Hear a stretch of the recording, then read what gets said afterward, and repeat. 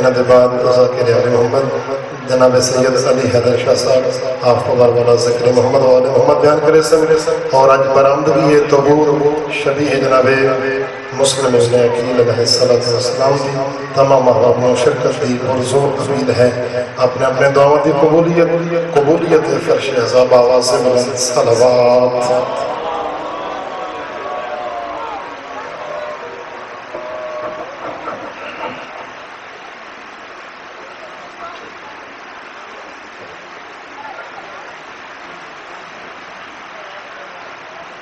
دعائے ظہور امام زمان اللہم کن لولیک الحجت ابن الحسن صلواتک علیہ وعلا آبائے فی هذه الساعة وفی کل ساعة وليا وحافظا وقائدا وناصرا ودليلا وعينا حتى تسكنه أرضك طوعا وتمتعه فيها طويلا. اپنے اعمال کی قبولیت کے لیے سب مل کے صلوات پڑھیں.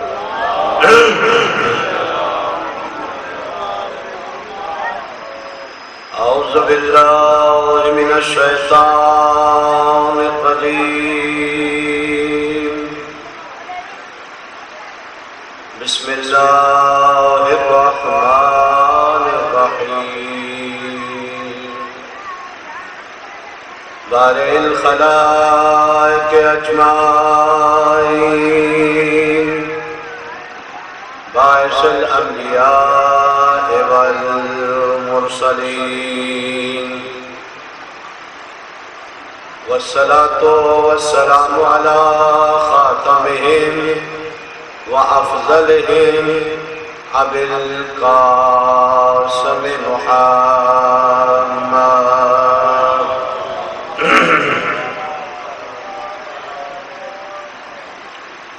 والصلاة والسلام على أهل بيت النبوة ومعدن الرسالة فاطمة وأبوها وبعلها وبنوها لا سيما بقية الله في الأرض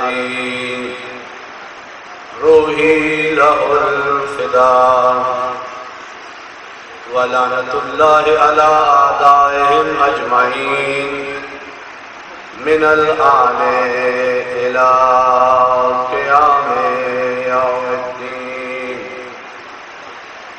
أما بعد فقد قال الإمام عليه السلام أتجلسون وتحدثون صلوات.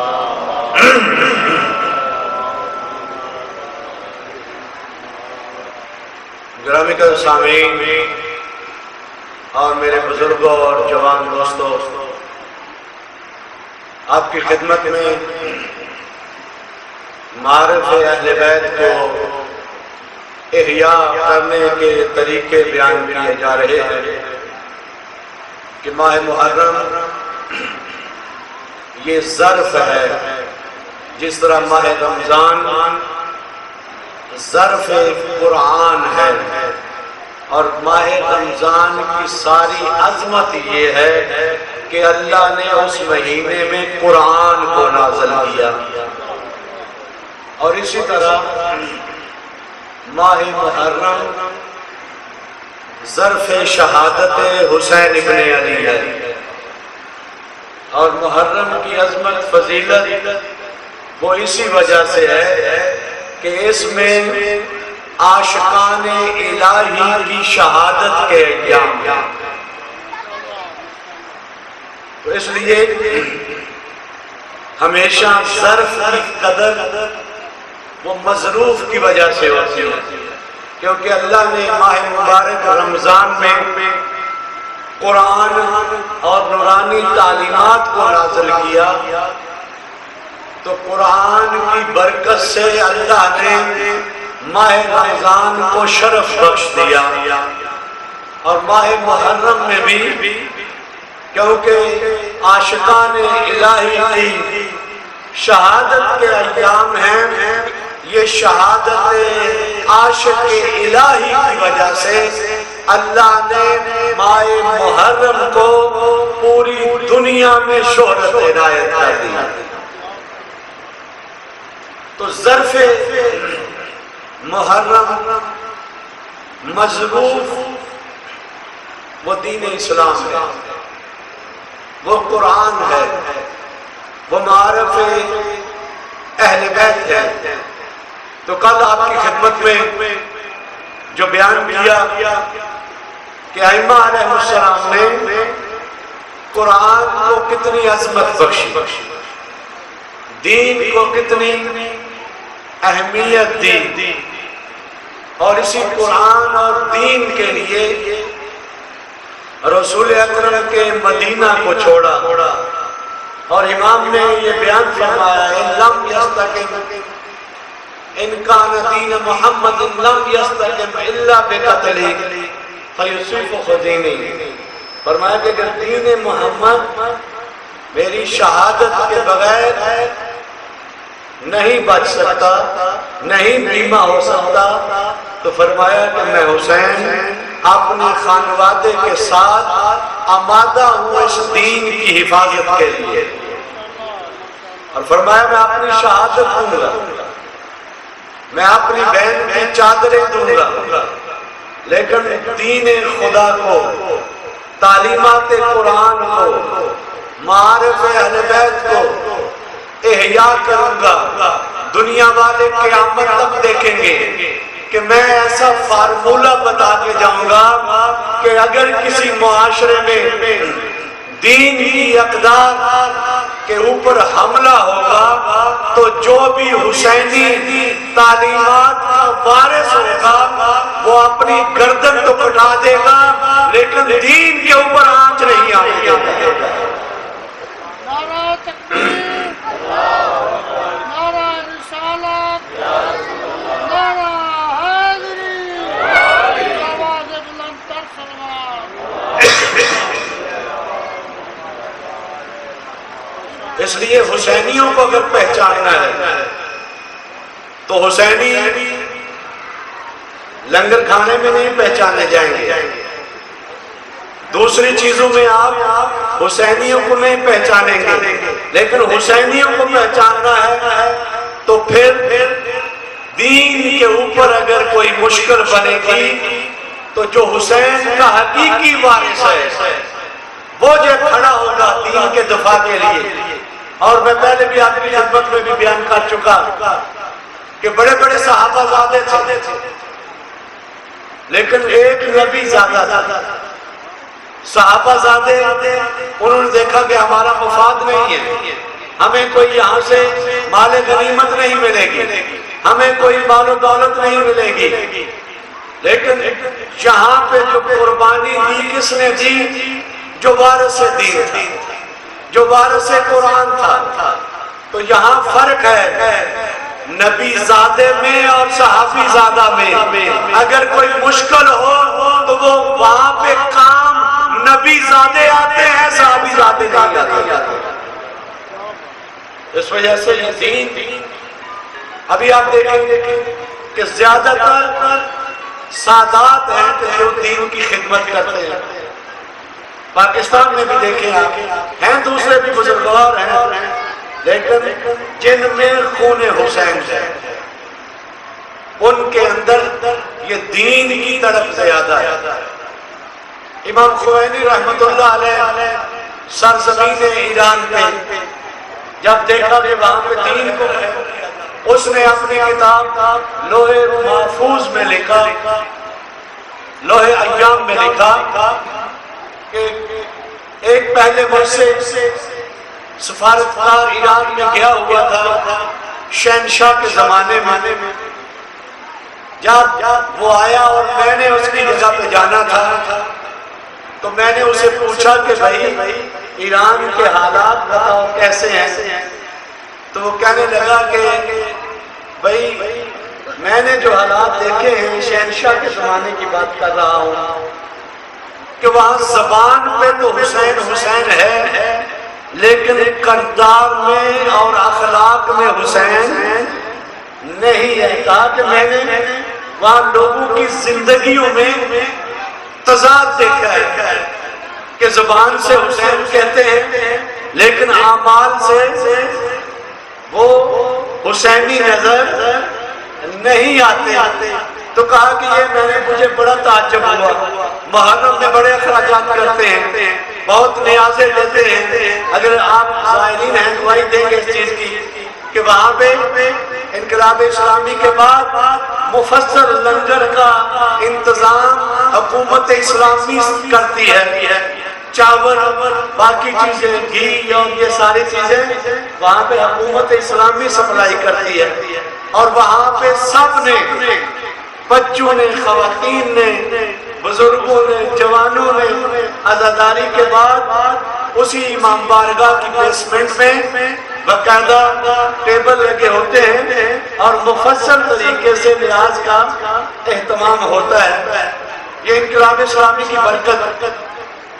تو اس نے جب یہ بیان کیا تو یہ اپنی کتاب میں لوح ایام میں لکھتا ہے کہ میں پھر گیا وہاں، میں نے دیکھا وہاں پہ کہ لوگوں کی زندگیوں میں کیسے تضاد ختم ہوا، کہ وہ جو صرف زبان سے نعرے لگاتے تھے، عمل میں کچھ نہیں تھا، عمل میں بے حیائی بھی تھی۔ آپ جانتے ہیں کہ ایران کو منی یورپ کہا جاتا تھا، فحاشی، کرپشن، رشوت، بدماشی یہ عام تھی۔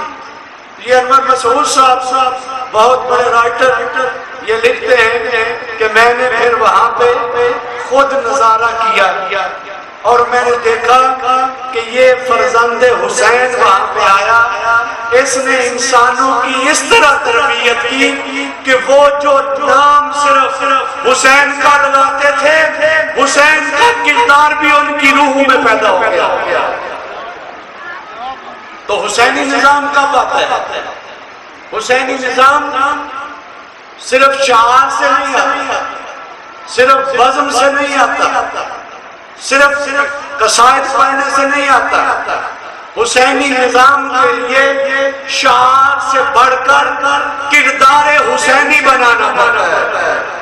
اور یہ کل جو آپ کی خدمت میں بیان کیا کہ حسین ابن علی نے کس طرح لوگوں کو تشویق دلائی کہ قرآن کی تعلیم کے لیے، معلم میں قرآن کی اہمیت کے لیے ہمارے ہاں اصل میں جو وجہ ہے وہ یہی ہے کہ ہم جو دیکھتے ہیں دین کی طرف جاتا ہے اسے اہمیت نہیں دیتے، اسے پروٹوکول نہیں دیتے، لیکن اگر کوئی افیسر آ جاتا ہے تو ہم پورے کا پورا گاؤں، پورے کا پورا دیہات اس کے استقبال کے لیے نکل پڑتے ہیں۔ دیکھیے ایک بہت بڑے عالم دین شیخ بہائی رحمت اللہ علیہ، یہ ذوالفنون عالم دین تھے، یہ انجینئر بھی تھے، عالم دین بھی تھے، مفسر بھی تھے، مجتہد بھی تھے۔ یہ اصفہان میں اگر کوئی آپ گئے ہو یا مطالعہ کیا ہو تو یہ بڑی بڑی عمارتیں وہ جناب شیخ بہائی نے بنائی ہیں، یعنی بہت بڑے انجینئر تھے۔ اور امام رضا کے روزے میں اگر زیارت کے لیے جائیں تو وہیں پہ ان کا مرکز بھی ہے۔ یہ بہت عظیم انسان تھے۔ انہوں نے بادشاہ وقت ناصر صفوی کو کہا کہ بھائی علوم اہل بیت کے لیے مدارس کا انتظام کرو۔ یہ بادشاہ سلامت کہنے لگے کہ بھائی پہلے اتنے جو مدرسے ہیں وہ خالی پڑے ہوئے ہیں، جس طرح ہمارے آپ جو ہے وہ دیکھ سکتے ہیں نا، خصوصاً شیعوں کے مدرسے عموماً جو ہے وہ خالی ہے۔ یہ خدا جو ہے اسے تو سلام سیدھے ہمارے استاد بزرگوار کو ان کی کاوشوں سے دوبارہ احیا ہوا ہے۔ الحمدللہ ابھی ہمارے ادارے میں پورے پاکستان کے مدارس شیعوں کے اکٹھے کی جائے تعداد، اتنی تعداد صرف عروۃ الوثقیٰ میں بنتی ہے۔ تو جب جو ہے وہ شیخ بہائی رحمت اللہ علیہ نے صفوی بادشاہ سے کہا کہ بھئی آپ مدارس کا جال بچائیں، نیٹ ورک بچائیں، تو انہوں نے کہا کہ بھئی پہلے خالی ہیں، آپ جو ہے ان کو تو بھر لو، پھر جو ہے وہ دوسروں کا بھی اہتمام کریں گے۔ تو جناب شیخ بہائی اس کے مشیر تھے اور بہت بڑے سیاستدان تھے۔ انہوں نے کہا کہ بادشاہ سلامت ذرا بتاؤ جتنے بھی میں نے آپ کو مشورے دیے کبھی اس میں خطا نکلی؟ کہنے لگے نہیں، لیکن کہنے لگے کہ آغا صاحب اصل وجہ یہ ہے کہ کیونکہ مجھے پتہ ہے میں بادشاہ ہوں، مجھے پتہ ہے مملکت میں سارے مدارس جو ہے وہ خالی پڑے ہوئے ہیں، لوگ جو ہے وہ دین کی طرف رجحان نہیں ہے۔ تو انہوں نے فرمایا کہ دیکھو میں نے جب سیاسی مسائل میں آپ کو کوئی الٹا مشورہ نہیں دیا بلکہ کامیاب مشورے دیے ہیں اور اس میں آپ کی سیاست موفق ہوئی ہے، کامیاب طریقے سے آپ کی حکومت چل رہی ہے، تو ذرا میرے اس مشورے کے اوپر بھی عمل کریں۔ لیکن کرنا کیا ہوگا؟ آپ کو مدرسے بنانے کے بعد آپ کو کرنا یہ ہوگا کہ ایک دن اصفہان کے مین بازار میں آپ نے میں شہنشاہ کی سواری کے اوپر سوار ہوگا اور آپ نے لجام تھام کے آپ نے بازار میں گزرنا ہوگا۔ تو بادشاہ نے کہا کہ مشکل کام نہیں ہے، میں یہ کروں گا۔ تو فرمایا کہ پھر مشکل نہیں ہے، پھر دیکھنا کہ کتنے طلاب مدارس میں آ جاتے ہیں۔ یہ صرف میں آپ کو صرف اس نقطے کی طرف توجہ دلانا چاہتا ہوں کہ یہ وجہ کیا ہے کہ کیوں جو ہے لوگوں کا رجحان نہیں ہے۔ اب لوگوں کا رجحان آپ بھی جانتے ہیں، میں بھی جانتا ہوں کہ فلاں ذاکر صاحب کہ جو 25 لاکھ لے رہا ہے اس کی طرف رجحان ہے۔ اکثر ہمارے جوان آج کل یوٹیوب کو وہ جو ہے وہ سیو کیے ہوئے ہیں اور اس کی ساری مجالس ہٹا لگا رہے ہیں کیونکہ وہ دیکھتے ہیں کہ اس میں کیا ہے، پیسہ بھی ہے، عزت بھی ہے، اور یہ جو علماء حقیقی دین پیش کرتے ہیں اس میں مشکلات ہیں، اس میں سختی ہیں، انبیاء کی طرح، ائمہ کی طرح، اس وجہ سے اس طرف کوئی بھی نہیں آتا۔ تو جب شیخ بہائی رحمۃ اللہ علیہ نے یہ مشورہ دیا تو بادشاہ نے کہا ٹھیک ہے، مشکل نہیں ہے، آپ جو ہے میری شہنشاہی سواری پہ بیٹھیں، میں جو ہے وہ آپ کے سواری کی لجام پکڑ کے اصفہان کے بازار میں لے کے آؤں گا۔ تو فرمایا کہ پھر دیکھنا رزلٹ کیا ہوتا ہے۔ تو جب یہ شہنشاہ بادشاہ اس مجتہد عظیم الشان کی سواری کی لجام پکڑ کے بازار میں 2-3 کلومیٹر چلے، لوگوں نے دیکھا، تو جب دیکھا تو دوسرے دن کیونکہ یہ لوگ عموماً معرفت شعور کی تھوڑی کمی ہوتی ہے، صرف جو دیکھتے ہیں بس اسی کے اوپر عمل کرتے ہیں، تو سب نے کہا کہ دیکھو ایک مجتہد کی کتنی عزت ہوتی ہے کہ جس کے گھوڑے کی لجام بادشاہ پکڑ کے چلتا ہے، چلو سارے بچے مدارس میں داخل کرواتے ہیں۔ وہ مدرسے جو ہے وہ سارے کیا ہو گئے؟ بھر گئے۔ خوب یہی چیز ہے کہ اگر ہمارے معاشرے میں جو صاحبان حیثیت ہے، جو صاحبان مقام ہیں، انہیں شعور آ جائے، وہ آگاہ ہو جائے، وہ بیدار ہو جائے، تو دیکھیں معاشرے میں تبدیلی آ جائے گی اور حقیقی قدروں کی طرف جائیں، نہ صرف مادی قدروں کی طرف۔ مثلا وہ انسان کہ جو آپ کی تربیت کرتا ہے، جو آپ کے بچوں کی ہدایت کرتا ہے، وہ انسان صاحب قدر ہے، ویلیو ہے اللہ کی بارگاہ میں، اہل بیت کی بارگاہ میں، یا وہ کہ جو صرف ذریعہ معاش سمجھتے ہوئے ایڈوانس فیس لیتا ہے، کون کہ جو کبھی تقاضا بھی نہیں کرتے، یا وہ کہ جو کہتے ہیں پہلے اکاؤنٹ میں ڈالیں پھر میں آؤں گا۔ یہ تھوڑی یہ سوچنے کی بات ہے نا، تھوڑی دقت کی بات ہے۔ ہمیں آگاہ ہونا چاہیے، حقیقی دوستوں کو سمجھے۔ ائمہ علیہ السلام کی زندگی آپ دیکھیں، آپ نے کبھی تبلیغ کا اجر مانگا، بلکہ قرآن مجید میں بہت زیادہ آیات میں آیا ہے کہ ما اسالکم علیہ اجر۔ انبیاء نے کہا کہ ہم جو ہے وہ تبلیغ کا اجر نہیں مانگتے، اور سورہ شورا میں جو ارشاد ہوا کہ ما اصابکم، کہ میں کوئی بھی اجر نہیں مانتا لیکن الا المودۃ فی القربى، تو دیکھیے مودت قربا بھی کیا ہے؟ کوئی یہ رسول اکرم کو کوئی مادی فائدہ تھا، بلکہ کہا کہ اگر یہ محبت اللہ نے واجب قرار دی ہے تو اس میں بشریت کا فائدہ ہے، اگر حسین سے محبت کرو گے تمہیں نجات مل جائے گی۔ تو اس وجہ سے بعض نکات ہیں ان کی طرف خصوصی طور پہ توجہ دینے کی ضرورت ہے، اور ایک قرآن کی قرأت ہے، ایک قرآن کی تلاوت ہے۔ ذرا توجہ فرمائیں گے اس نکتے کی طرف۔ قرأت کسے کہتے ہیں؟ حروف کو ملا کے ایک کلمہ بنا کے پڑھا جائے، اسے کیا کہتے ہیں؟ قرأت کہتے ہیں۔ انگلش میں ریڈنگ، یعنی بغیر معنی کی طرف توجہ کیے ہوئے جو قرآن پڑھا جاتا ہے اسے کیا کہتے ہیں؟ اسے قرأت کہتے ہیں۔ اور تلاوت کسے کہتے ہیں؟ کہ الفاظ کے ساتھ ساتھ معنی، مفاہیم، اوامر، نہی اور وہ جو قصے، کہانیاں ہدایت کے لیے اللہ نے بیان کیے ہیں، ان سب کے اوپر پڑھتے جائیں، عمل کرتے جائیں، اسے تلاوت قرآن کہتے ہیں۔ اور اسی طرح حسین ابن علی کی بھی ایک قرأت ہے، ذکر حسین ایک قرأت ہے، ایک ذکر حسین کی تلاوت ہے۔ یعنی کل بھی آپ کی خدمت میں بیان کیا کہ مولا کی زیارت میں پڑھتے ہیں السلام علیکم قد تلاوت القرآن، وہانی آیا کہ اے حسین تو نے قرآن کی قرأت کی، بلکہ کیا فرمایا؟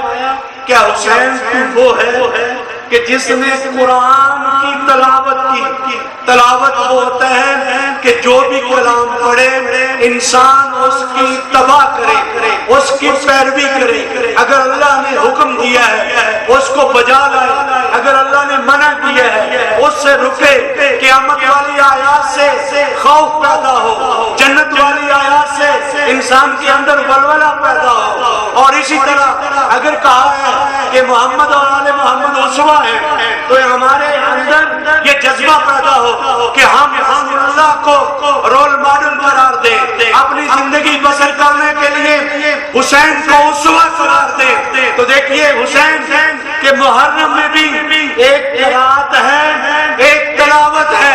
قرأت کیا ہے کہ ہم بغیر سوچے سمجھے آکے قصیدے پڑھتے جائیں، نعرے لگاتے جائیں، گزرتے جائیں، یہ قرأت ذکر حسین ہے۔ اور تلاوت ذکر حسین یہ ہے کہ ہم امام حسین کا ذکر کریں اور وہ ذکر سن کے مقام عمل میں اس کی اتباع کریں، مقام عمل میں اس کی کیا کریں؟ اتباع کریں۔ اسے کیا کہتے ہیں؟ اسے تلاوت ذکر حسین کہتے ہیں۔ اس وجہ سے ہم تلاوت کرنے آئے، قرأت کرنے نہ آئے۔ قرأت صرف ریڈنگ کا نام ہے، صرف بغیر سمجھے ہوئے عبارت پڑھنے کا نام ہے۔ لیکن حسین ابن علی کہ ذکر جس طرح قرآن تلاوت کی ضرورت ہے، قرأت کی ضرورت نہیں ہے۔ قرآن اس وقت ہمارے لیے ہدایت ہے، اس لیے ہمارے نجات کا ذریعہ ہے، اور قرآن کا فلسفہ بھی یہ ہے۔ ائمہ نے فرمایا تلاوت آیات یہ عہد خدا ہے، یہ اللہ کا آئین ہے، یہ دستور ہے، اور اہل بیت وہ ہیں کہ جنہوں نے اسی قرآن کے دستور کو کربلا میں مجسم کیا۔ اور یہ دو خاندان قرآن میں ایسے ملتے ہیں کہ جن کے متعلق اللہ نے ہماری رہنمائی کی۔ ایک جناب زکریا ہے، ان کی فیملی، اور ایک رسول اکرم اور مولا متقیان کی فیملی، یعنی قرآنی خاندان، اسلامی خاندان۔ ہم کیسے اپنے خاندان کو قرآنی بنائیں؟ ہر ایک آدمی ہم میں سے چاہتا ہے کہ میرے بچے ہدایت پا جائیں. اور حتیٰ ایک دن جو ہے وہ ہمیں کسی جگہ جانے کی توفیق ہوئی، وہاں پہ کوئی وہ جگہ ادارے کے لیے دے رہے تھے سید صاحب، لیکن اپنی جوانی میں ایک نامور ڈکیٹ تھے. تو مجھے نہیں پتا تھا، مجھے تو پہلے شعور بتایا بھی نہیں تھا انہوں نے، لیکن جب وہاں پہ گئے تو باتیں شروع ہو گئی. تو خود ہی شاہ صاحب نے کہہ دیا کہ میرا تعلق مثلا اس طرح رہا، میری یہ زندگی، لیکن میں چاہتا ہوں کہ میرے بچے حقیقی حسینی بن جائیں. میں چاہتا ہوں کہ میرے بچوں کو قرآن کا درس مل جائے، تو میں یہ زمین وقف کرنا چاہتا ہوں. آپ جو ہے یہ ادارہ بنائیں. تو دیکھیے یہ ہر انسان کی اگرچہ ساری زندگی اس کی گناہوں میں گزری ہو، لیکن عاقبت چاہتا یہ ہے کہ میرے بچے سدھر جائیں، میرے بچے میرے راستے پہ نہ آئیں. تو دیکھیے یہی اگر قرآنی خاندان بنانا چاہتے ہیں، اگر حسینی خاندان بنانا چاہتے ہیں، اگر اسلامی خاندان بنانا چاہتے ہیں، تو پھر ہمیں کیا کرنا ہوگا؟ قرآن نے ہماری رہنمائی کی، اہل بیت نے ہماری رہنمائی کی. دیکھیے قرآن نے سورہ لقمان میں ارشاد ہوا، حضرت لقمان نبی نہیں تھے لیکن ایک بہت ہی اللہ کے برگزیدہ بندے تھے کہ ایک سورہ ان کے نام سے قرآن میں آئی ہے. وہاں فرمایا یا بنیا لا تشرک باللہ وَإِنَّ الشِّرْكَ لَظُلْمٌ عَظِيمٌ.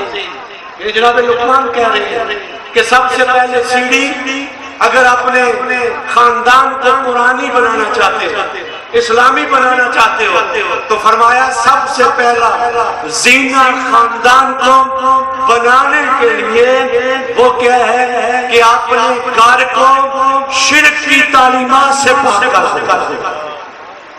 صرف توحید کا درس دو اپنے بچوں کو، یکتائی خدا کا درس دو. اس سے آپ کی فیملی کیا بنے گی؟ قرآنی فیملی بنے گی.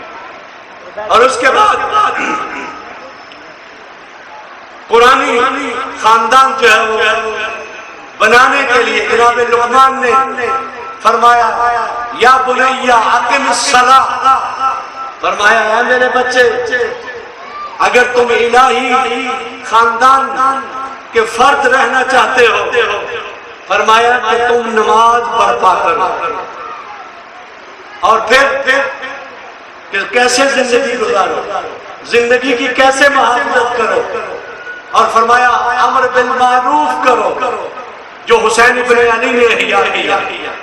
امر بالمعروف کیا ہے کہ اپنے بچوں کو وہ جو اللہ نے جن کا حکم دیا ہے ان کی طرف راغب کرو، اور وہ چیزیں جس سے اللہ نے منع کیا ہے قرآن میں اس سے روکو. یہ امر بالمعروف ہے. تو قرآنی خاندان بنے گا توحید سے، اصول دین سے. قرآنی خاندان بنے گا فروعات دین سے. قرآنی خاندان بنے گا اصل قرآنی امر بالمعروف سے. اور اس کے بعد فرمایا وَعَاشِرْهُنَّ بِالْمَعْرُوفِ. فرمایا پھر پیار محبت کے ساتھ زندگی بسر کرو. یہ قرآن مجید نے ہماری رہنمائی فرمائی. اور دیکھیے یہ دو خاندان اللہ نے سورہ انبیاء کی آیت نمبر 90 میں کا تذکرہ کیا کہ جب حضرت زکریا نے دعا مانگی کہ خدایا میں اکیلا ہوں، میرے کوئی وارث نہیں ہے، تو اللہ نے ان کی دعا مستجاب فرمائی اور اللہ نے ان کو حضرت یحییٰ جیسا عظیم نبی فرزند عطا کیا. اور اس کے بعد اللہ تعالیٰ نے فرمایا کہ دیکھو جو قرآنی خاندان ہوتے ہیں وہ کرتے کیا ہے. فرمایا انہم یسارعون فی الخیرات.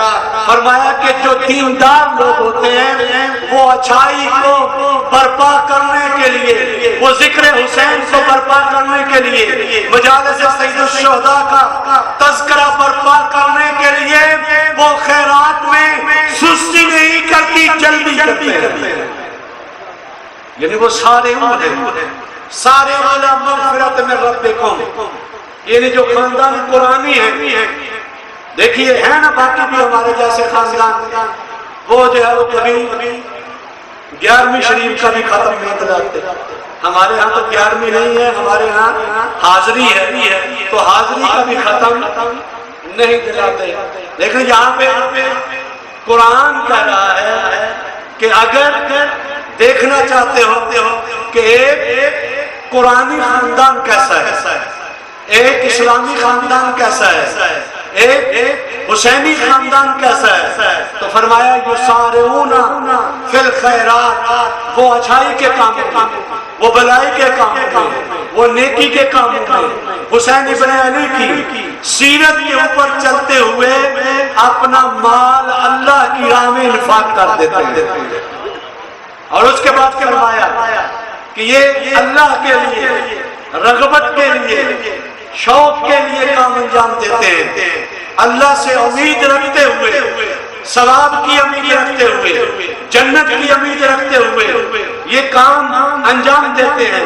ان کے کام جب بھی آپ دیکھیں گے یا جہنم سے ڈر کے یا اللہ کی پرواہ کرتے ہوئے خوف خدا کی وجہ سے برے کاموں سے بچتے ہیں، اور جو شوق اور ولولے کے ساتھ جس میں امید ثواب الہی ہوتا اس کے لیے انجام دیتے ہیں.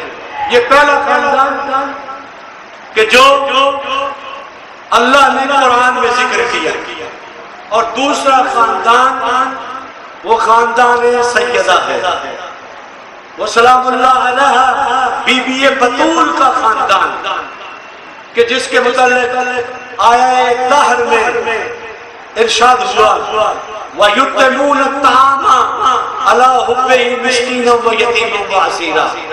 اور علامہ اقبال نے کہا کہ مریم از یک نسبت عیسیٰ عزیز، از سے نسبت حضرت زہرا عزیز، اور نور چشم رحمت للعالمین، امام الاولین آخرین.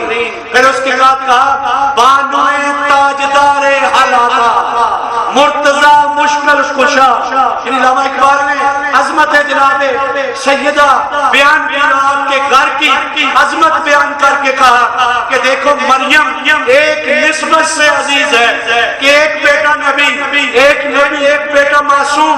لیکن فرمایا جناب سیدہ کے گھر کی عظمت یہ ہے کہ 3 نسبتوں سے اللہ کی بارگاہ میں عزت مند ہے. اور وہ کیا ہے؟ سب سے پہلے نور چشم رحمت اللہ علیہ، وہ آنکھوں کی ٹھنڈک ہے رسول اکرم امام الاولین آخرین، کہ جو پوری بشریت کے امام ہیں.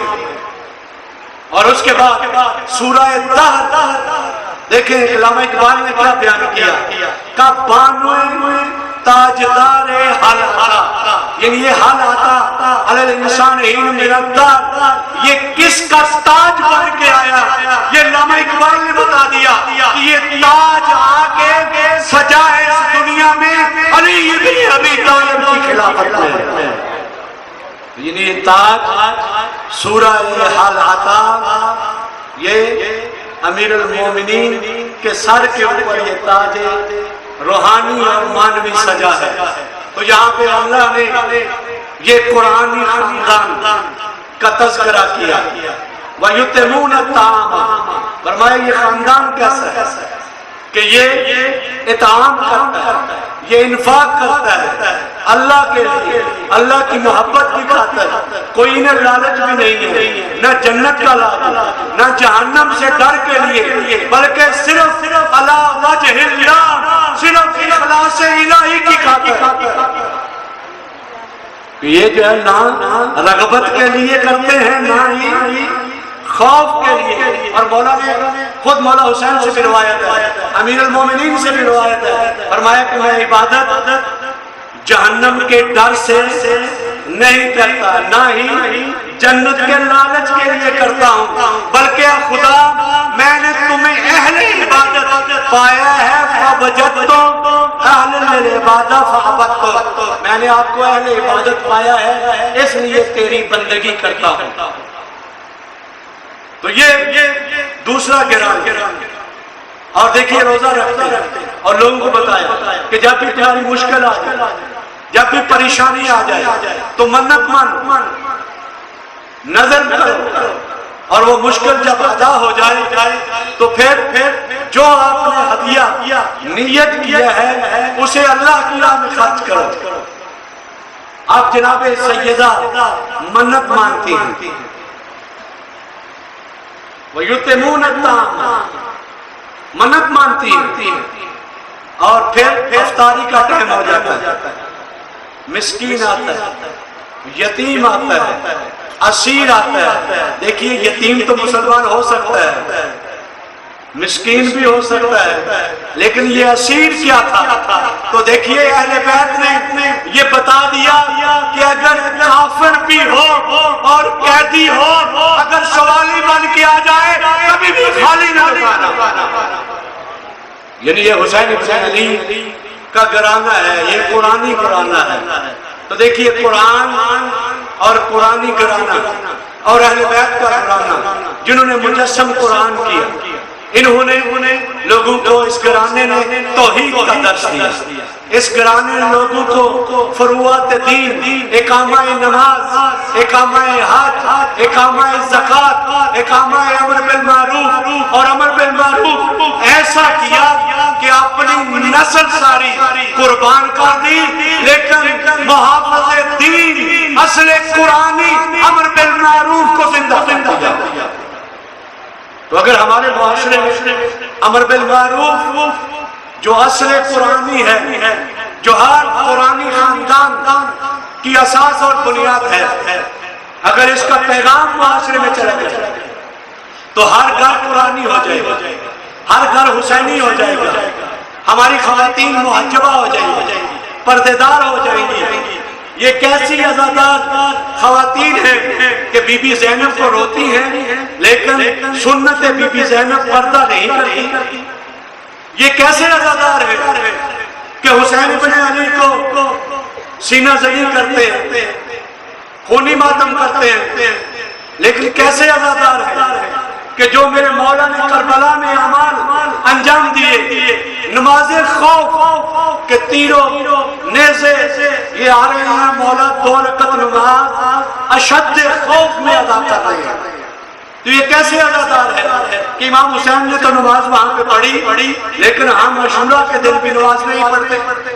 وہ کم از کم یہی کہ وہ نماز جو حسین نے پڑھی اس کی شبیہ ہم بنا رہے ہیں. شبیہ بناتے ہیں نا، گھوڑا بناتے ہیں، ذوالجناح نکالتے ہیں، جھولا نکالتے ہیں، علم برآمد کرتے ہیں. یہ کیا ہے؟ یہ سارے کربلا کی شبیہ ہیں. تو دیکھیں نماز عاشورہ کے دن ہم اسے شبیہ حسین نہیں بنا سکتے. ہم اس طریقے سے نہیں پڑھ سکتے کہ جس مظلومیت میں میرے مولا حسین نے نماز کو قائم کیا. تو اس لیے عزادار وہی ہے ایمان میں کہ جو کام جناب سیدہ زینب نے کیے، جو سیدانیوں نے کیے. اور ایک دن جناب سیدہ زینب بیٹھ کے نماز پڑھ رہی ہیں.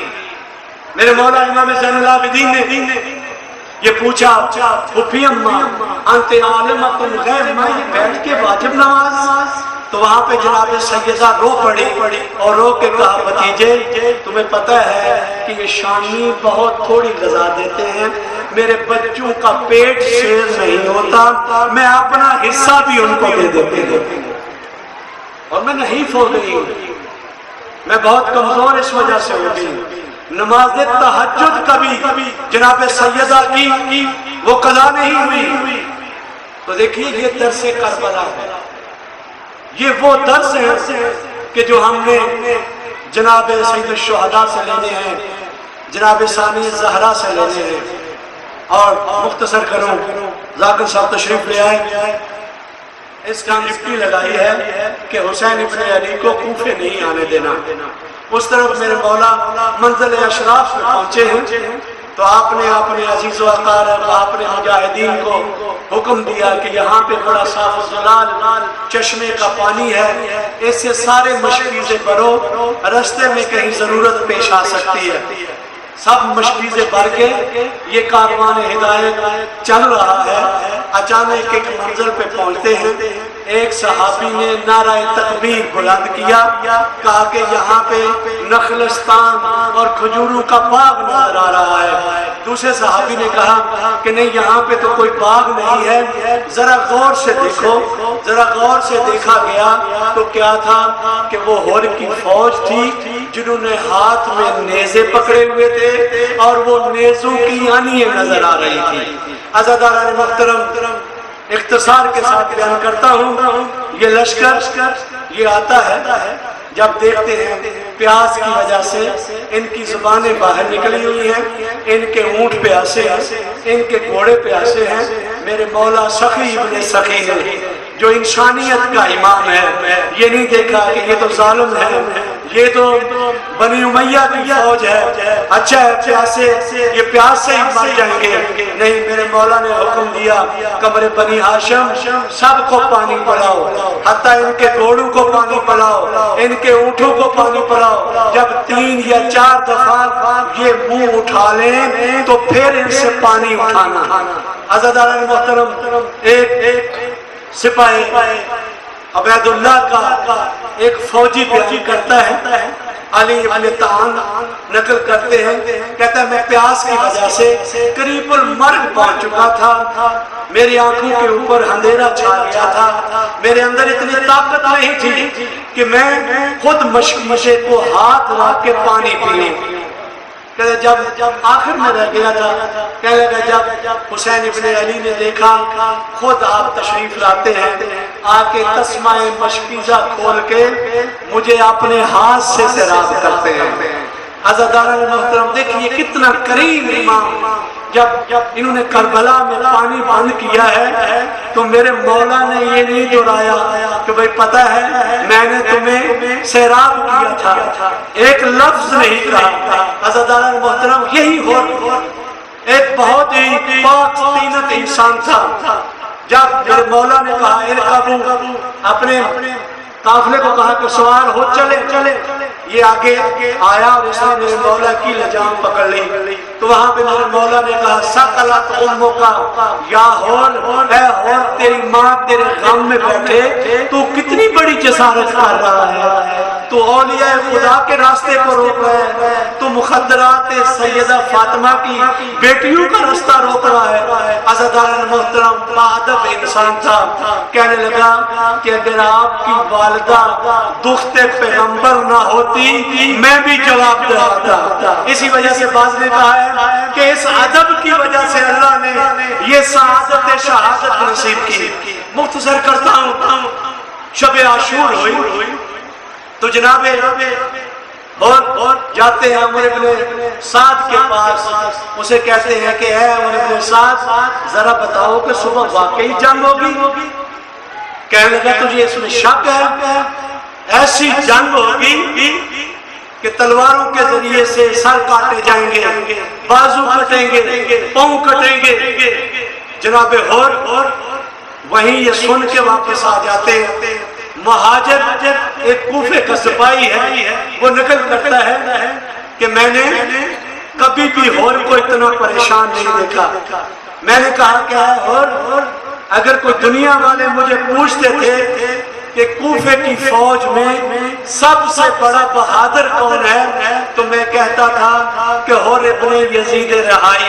लेकिन आज क्या हो गया कि आप इस तरह में परेशान हैं, आपका बदन कांप रहा है। तो अज़ादारान मोहतरम, इस अजीम मुजाहिद ने कहा कि मैं अपने आप को जन्नत और जहन्नम में देख रहा हूँ, मैं कभी भी जहन्नम को जन्नत के ऊपर तरजीह नहीं दूंगा, अगरचे मेरी लाश का तिका पोटी हो जाए। अज़ादारान मोहतरम, मुख्तसर करूं, अरब के यहाँ ये रवाज था कि जब जंग के लिए जाते थे तलवार अपने हाथ में लेके जाते थे, लेकिन जब नदामत पशमानी के लिए सुलह के लिए जाते थे तो डाल को उठा के अपने सर के ऊपर लेके जाते थे।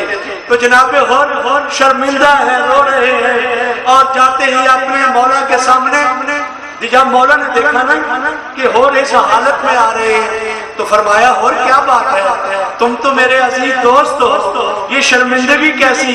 کہنے لگا مولا میں نے اولیاء خدا کے دل دکھائے ہیں، حالی توبہ، کیا میرے لیے توبہ ہے؟